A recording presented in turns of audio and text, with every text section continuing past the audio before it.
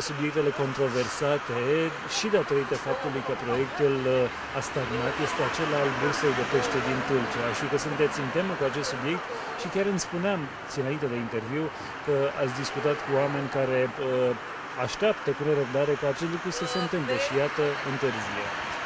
Astăzi m-am întâlnit cu o parte din pescarii și din oamenii care trăiesc din pescuit și din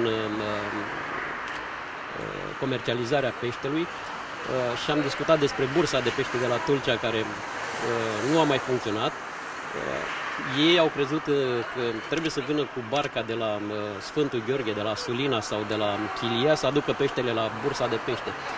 Ori ideea era ca fiecare punct de colectare din cele 42 de puncte de colectare care sunt acum în Delta Dunării să fie conectate la un cântar electronic, conectate la un server cu bursa de pește, iar în momentul în care pescarul dă din barcă către punctul de colectare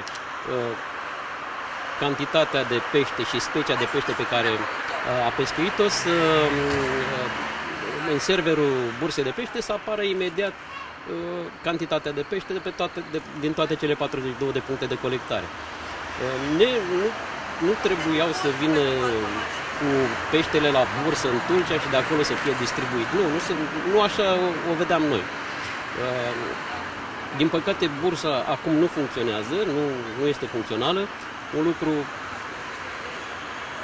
trist, ca să spun așa, pentru că s-au investit foarte mulți bani, iar banii s-au dus pe apa sâmbete. Clădirea, am văzut, a început să fie folosită pentru birouri, pentru administrația locală. Credeți că e o idee bună pentru clădirea respectivă? Nu știu dacă este o idee bună sau nu, dar clădirea, fiindcă este utilată, este echipată, ar trebui să fie și folosită, pentru că altfel orice clădire care nu este folosită ajunge în paragină, se distruge și din păcate la a distruge suntem buni și ne pricepem cu toții, la a clădi mai puțin.